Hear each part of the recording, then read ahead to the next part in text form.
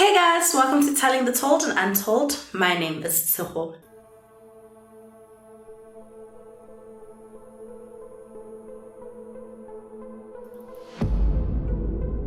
Before we go straight into today's case, I do have a couple of content warnings for you guys. In this video, we do talk about sexual assault and suicide. So if that's not something you think you're interested in watching, then this video probably isn't for you. So maybe you can watch some of my other videos or just wait for my next upload. Tanya Flowerday was born on the 7th of November 1984 to Bob and Dolores Flowerday. Tanya was an only child and she was extremely close to her parents, but her father in particular. She was described as someone who was very outgoing, she was fun to be around, she loved making jokes, she was kind-hearted, and she would always go out of her way to help people where she could. Tanya's dad, Bob, owned a few takeaway franchises, and his plan was to train Tanya to one day take over management of a new store that he wanted to open. So as soon as Tanya matriculated, she went straight to working in the business and training for her future. 6 months after Tanya matriculated, on the 13th of June 2003, she found out that some of her friends, as well as her friends' parents who were in a band, were going to be performing at a pub called Julian's Bistro in Blackheath, Johannesburg.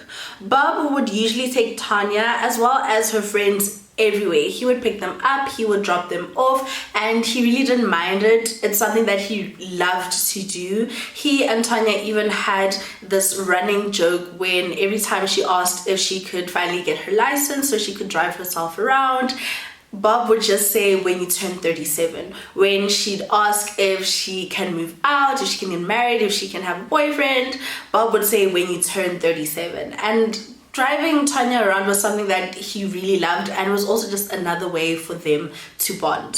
So when Tanya said that she was going to Julian's Bistro to go watch her friends in a band perform, Bob didn't mind dropping her off as well as picking her up. So that night she got dressed, she was wearing a jacket, she took her cell phone as well as her ID book, and her dad dropped her off at Julian's Bistro, where a ton of people also saw her that night. Between midnight and 1, Bob and Dolores woke up and they realized that Tanya hadn't called them or sent a message, and they tried calling her but her phone was off.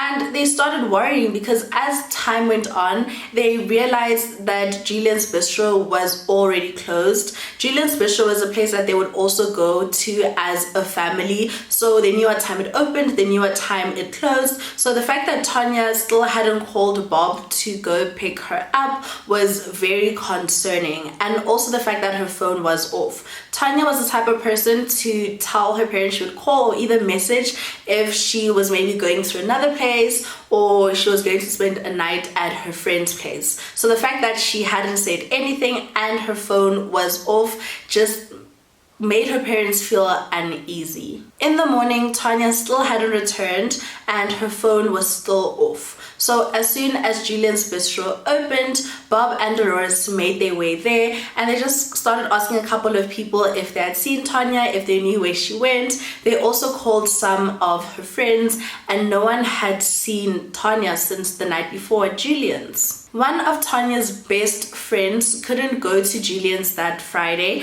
because she already had other plans, but as soon as one of their mutual friends called her to ask if she had heard from Tanya, she immediately knew that something was wrong. She was one of those friends who knew how close Tanya was to her father and knew that Tanya would always call her father to pick her up. So the fact that Tanya hadn't called her father was even concerning to her. By the time Tanya's shift at the takeaway business came round that afternoon, she had still not arrived at work. So this is when Bob decided to go to the Linden police station to report his daughter missing. Sadly, Bob was told that he would have to wait 24 hours before he could report Tanya missing, and the police were just very dismissive of him. They just told him that she was probably just out with friends, she was still having fun, and that she would return home soon. I should also note that from the early 2000s, there is no specific time that you have to wait before you can report someone missing. So for the police to tell Bob that he had to wait 24 hours to report Tanya missing was not right, and he could have reported her missing that very moment. By Sunday, Tanya still had not returned home, and 24 hours had passed, so Bob decided to return to the Linden police station to finally open a missing persons report for his daughter. But once he got there, they told him that they didn't have the correct documents for a missing persons report, so they told him that he had to go to the Fairlands police station, which was about 7 kilometers away. Bob then got into his car and he went to the Fairlands police station so he could finally report his daughter missing. But once he got there, they told him that he needed a photo of Tanya before he could file the missing persons report. So Bob got into his car, he drove home, he searched, and he finally found a picture of Tanya, and it was like an ID picture. That was the size of the picture, and he made his way back to the Fairlands police station, and this is when they told him that they couldn't use that picture, they needed a full-length photo. So then Bob got into his car, he went back home, he searched, he finally found a full-length photo of Tanya. He returned to the Fairlands police station and he was finally able to file a missing persons report for his daughter. I should also note again that having a photo when you file a missing persons report is not a requirement. So they didn't need to send him home twice to go get the correct photo. Having a photo does help, but it's not a requirement. So he still could have opened it without having had a picture with him in that moment. The day after Bob finally managed to open a missing persons report for Tanya, an investigating officer arrived at the Flowerday home, and Tanya's parents were extremely grateful because even though it had taken them a long time to file this missing persons report and they had to overcome all these obstacles, it seemed as though when they finally opened this missing persons report, the police took it seriously and it was assigned to an investigating officer, and this person went to their home. So they opened the door, they were so grateful, but that feeling of gratefulness that they had immediately disappeared when this investigating officer searched Tanya's room, and he came out and told her parents that Tanya was a drug addict basically, and that she was on a drug binge and that she would come home eventually. Her parents knew that Tanya was someone who did not like drugs. Her friends knew this too, and the way she despised drugs so much, if she went out with her friends to a party or someone's house and someone started using drugs, Tanya would immediately want to go home. So they tried telling this investigating officer this, but he was not having it and was just very dismissive.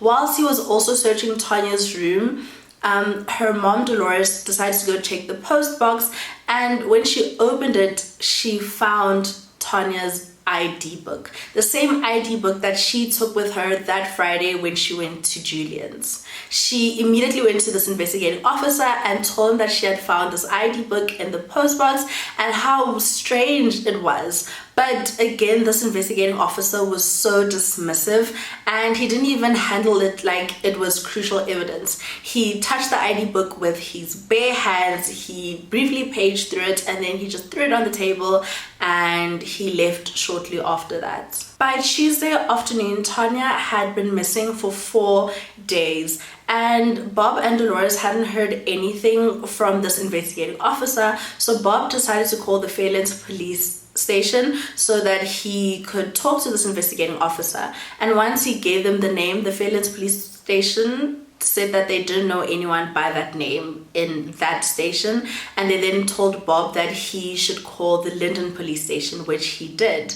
And again, they didn't recognize that name as someone who was an investigating officer, and somehow between the Linden police station and the Fairlands police station, they determined that the person who went to the Flowerday residence that Monday was not an investigating officer, but this person was a reservist. And a police reservist is a member of the public who volunteers their time to the police to carry out tasks as assigned without payment. Reservists, though, will never be asked to investigate a case. So how this person got a hold of Tanya's missing persons report, how he managed to go to the house by himself and claim that he's an investigating officer is unknown. 5 days after Tanya's disappearance, Bob realized that absolutely nothing had been done about her case, and he also witnessed the lack of resources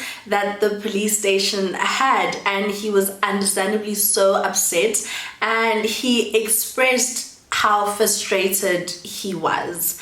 This is when one of the commanders at the police station finally called him and told him that they should probably just try go look at different morgues to see if there were any unidentified bodies, and maybe one of those bodies belonged to Tanya. The Flowerdays then arrived at the morgue, and they were shown the body of an unidentified woman. She was completely naked, she was not covered in a sheet, and it was blood all over the autopsy tray. It was their daughter, 18-year-old Tanya Flowerday. She had been beaten so badly that she was almost unrecognizable.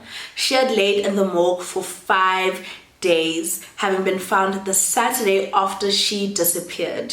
So while Bob and Dolores had been fighting with the two police stations trying to file a missing persons report for their daughter, she had already been found. It was later determined that a resident of a house in Durham Street, Darrenwood, had woken up and she saw what she thought was a mannequin propped up against her wall. It's never a mannequin. This woman says that in the early hours of Saturday morning, she heard voices outside of her house, and then she heard a car door slamming and the car driving off. She just brushed it off and thought that maybe it had been a couple of drunk kids and they had mistakenly went to the wrong house, and as soon as they realized this, they just got into their car and just sped off as quickly as they could. In the morning, she woke up, she walked outside, and this is when she saw what she thought was a mannequin or a doll propped up against her wall, but she quickly realized that it was the body of a young woman. Durham Road is about 1.2 kilometers away from Julian's Bistro, and it's on a residential road with little to no traffic. It's a kind of road where people go on when they're like maybe going to visit a friend or a family member, but not a road that you would pass when you're just going on about your day without reason. While the Flowerdays were processing having seen their daughter's brutalized body, they were given a plastic bag with the clothes that Tanya was wearing the day she disappeared. They then took these clothes home, and the morgue staff told the Flowerdays that they didn't need the clothing, so they took it home. And after having stayed at the clothes for 2 days, and these clothes were drenched in blood, someone finally decided to wash the clothes so that the Flowerdays would just like stop staring at it and be more traumatized. The same day that they decided to wash Tanya's clothes, they received a phone call from one of the commanders at the police station asking for the bag with Tanya's clothes, and he told them that her clothes were part of evidence and that the morgue staff didn't know that the police needed it and they gave it to them mistakenly, but they were too late. The only item that the morgue staff had kept were Tanya's torn underwear, and this was because it had been taken as part of a sexual assault kit. Not only had Tanya been violently beaten, but she had been raped too. The pathologist who did Tanya's autopsy would later say that her injuries were so severe that she looked like someone who had been in a car accident. She had been beaten while naked with a blunt instrument, raped both vaginally and anally to the extent that there were physical injuries to her genitals, and then she was strangled to death. Her killer then redressed her and dumped her body. For a month, there was no new information about Tanya's murder, and Bob and Dolores then went to the police station, and again, it was so understandable, but they were so upset, they were so angry, they were just so distraught, and they expressed this to the commander. And this is when a young inspector overheard what was happening. So once Bob and Dolores left, Crystal Stainhurble approached her commander and she asked for permission to work on Tanya's case, and the commander agreed. Crystal would soon introduce herself to the Flowerdays as the new investigating officer on Tanya's case, and within days, Crystal made progress. She went through Tanya's cell phone records and she saw that at around 1 a.m. on Saturday, Tanya had phoned a specific cell phone number several times. And then about 20 minutes after this, at 1:20, she had just sent a light-hearted casual message to one of her friends. Within 40 minutes at 2 a.m., her SIM card had been removed from her cell phone and another SIM card had been inserted into her phone, and it is believed that she was not the one to do this. It is believed that when this happened, Tanya was already dead or she was incapacitated. Tanya's friends would also later confirm that whilst they were at Julian's bistro, they saw a man come in and he went straight to Tanya, and this was a man that they did not know, and shortly after this, the two of them left. Crystal then managed to identify a police informant who she believed would be able to get information about Tanya's murder. So she gave this informant the number that Tanya had called several times, and this informant came back with a name, and this phone number belonged to this man, and his name was Ronald Grimsley. The investigating officer then decided to look into Ronald's background. At the time of today's case, Ronald was 25 years old and he worked for a film production company and helped to film and produce television adverts. He was also a heroin addict and he had been in rehab at least 5 times in previous years, but each time he had relapsed.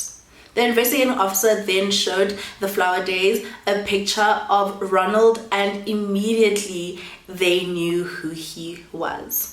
And this is because a few days before her murder, Tanya had introduced Ronald to her parents, and it didn't seem as though they knew each other for that long. They had known each other for about 2 weeks and had probably only seen each other about 5 times before. Whilst the investigating officer was looking into Ronald, they discovered that he had an open warrant of arrest out for fraud, and within hours he was arrested.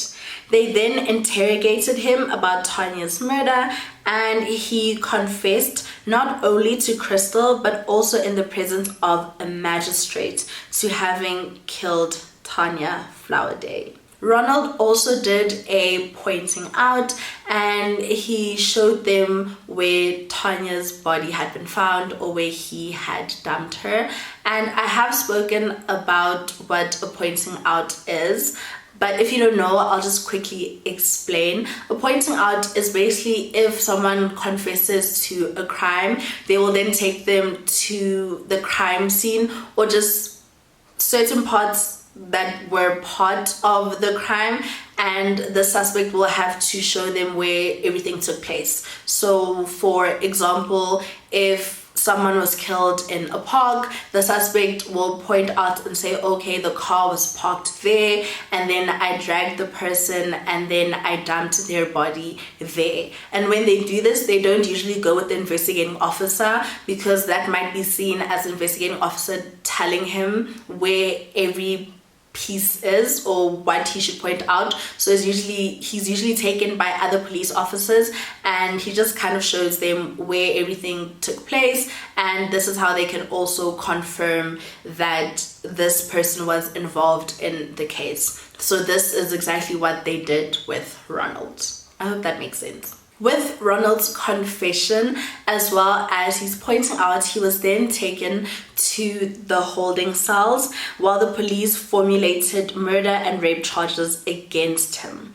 Whilst Ronald was in the holding cells overnight, he tried to take his own life by cutting his wrists and hanging himself with his bed sheets. He was found and taken to the hospital, where he was declared brain dead and he fell into a coma. Ronald Grimsley had also left a suicide note, and a portion of that note would eventually be released to the public, and it read as follows. Please, Mom, forgive me. I won't lie anymore, not to you or to myself, for what happened on the 13th of June 2003 cannot be changed.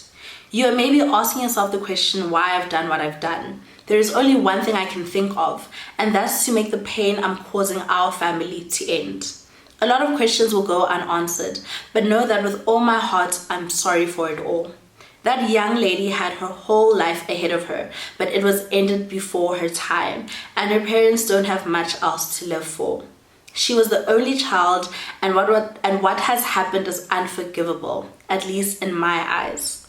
To Mr. and Mrs. Flowerday, all I can say is, Lord, have mercy on my soul.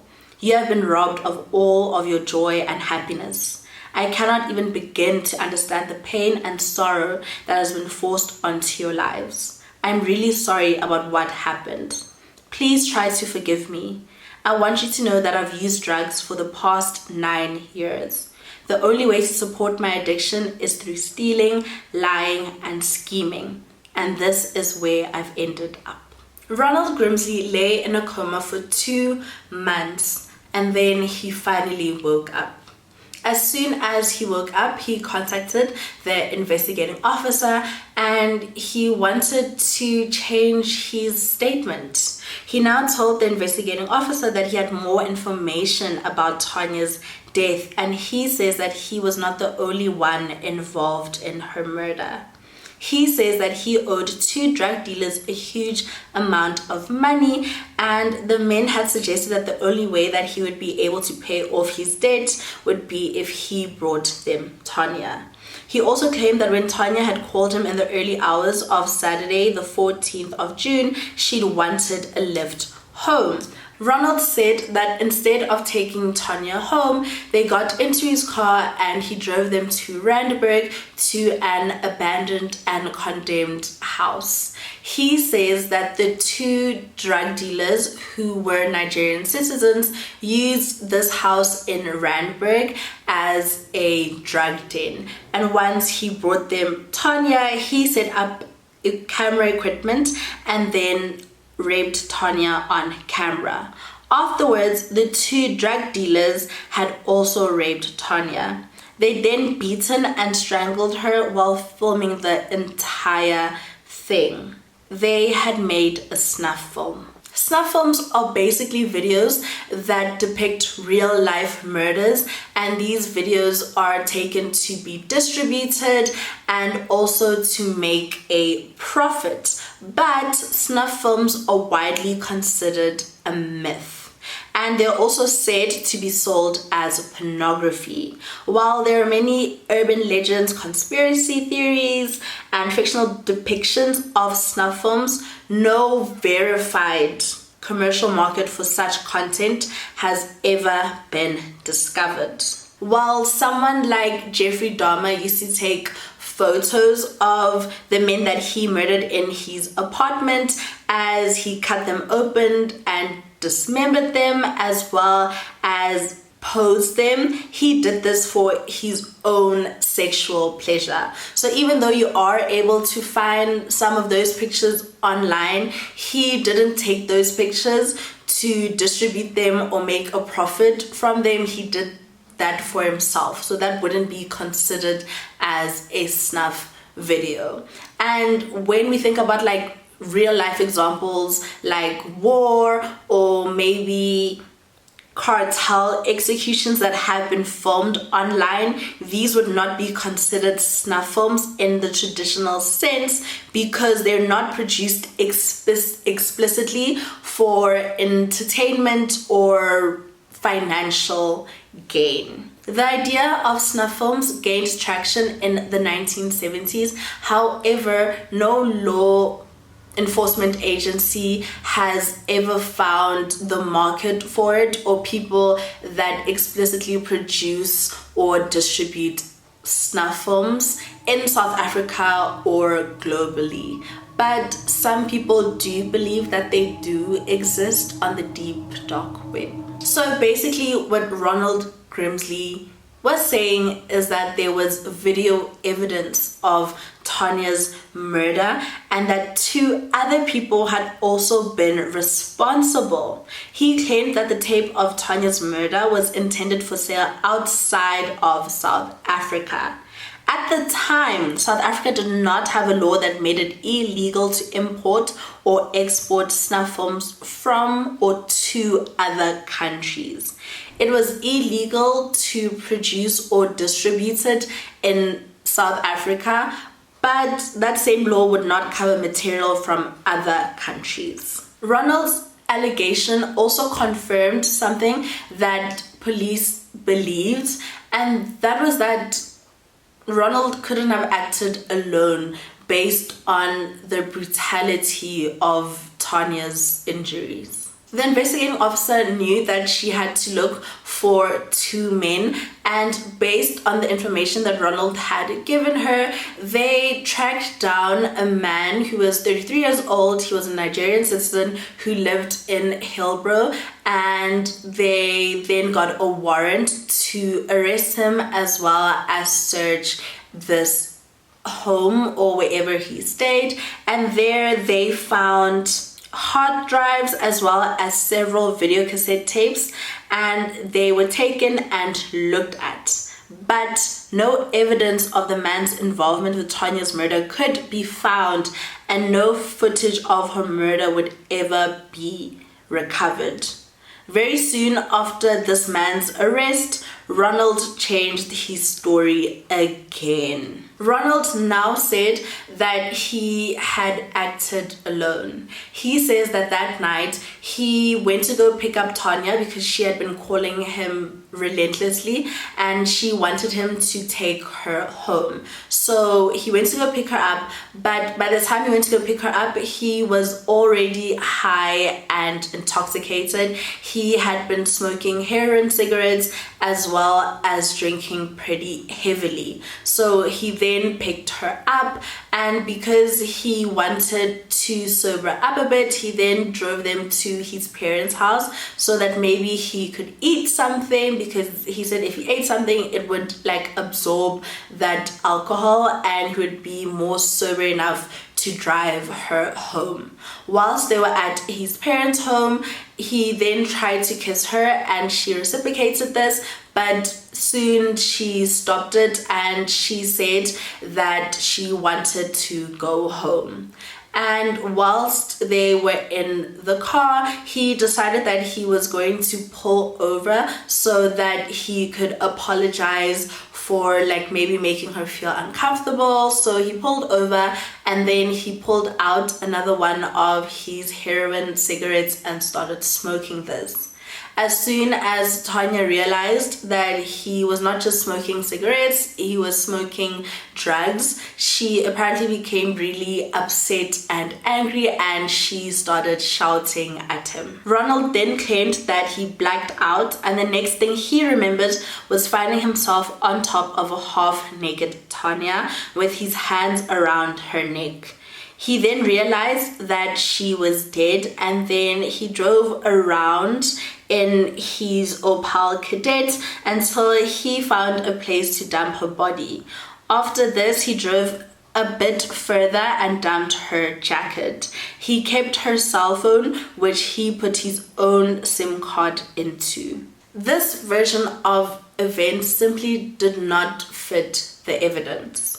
Several experts testified that there was no way that the blunt force injuries that Tanya had received could have been done in such a small space as the inside of his Opel Kadett.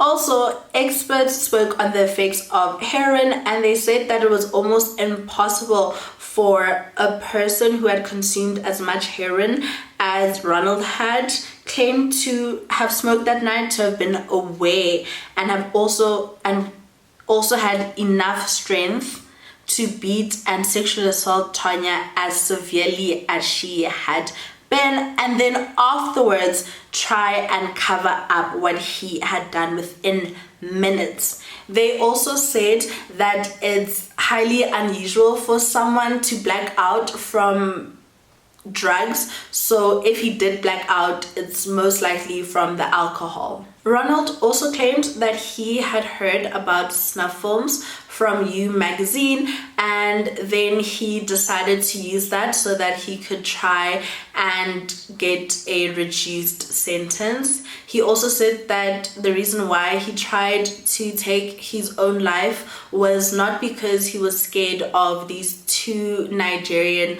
men and what they would do to him, but because he just couldn't live with what he had done to Tanya. Ronald Grimsley was charged with murder, robbery, rape, and indecent assault. The indecent assault charge stemmed from the sodomy, which was evidence.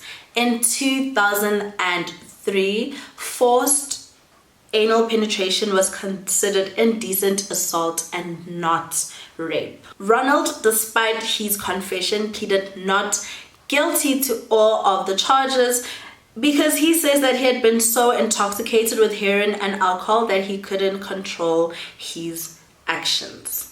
Because Ronald claimed that he had blacked out from the heroin as well as the alcohol, the judge then decided that he should go for 2 psychiatric evaluations just to make sure that he had no underlying mental illnesses, and it was determined that he had no underlying mental illnesses. And then Ronald was found guilty on all charges. The judge says that he clearly killed Tanya Flowerday because she had rejected his sexual advances. Ronald was sentenced to 25 years for the murder charge and a total of 18 years for the 3 other charges, which would be served concurrently with a murder sentence. He was not given the option of applying for parole and would be forced to serve his entire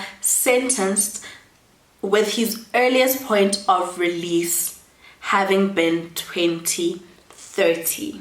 However, in February 2020, a petition was started to keep Ronald Grimsley in prison because it said that he was up for parole, and they then managed to keep Ronald in prison. However, in 2023, Ronald Grimsley was up for parole again, and another petition was started.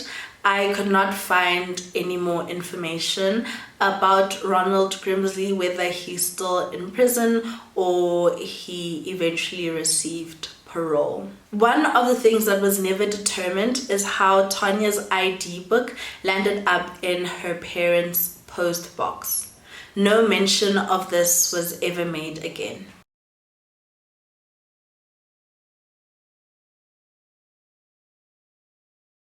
And that's it for today's case. Thank you guys so much for watching. Please don't forget to like, comment, and subscribe. It means a lot. And I'll see you guys next time. Bye.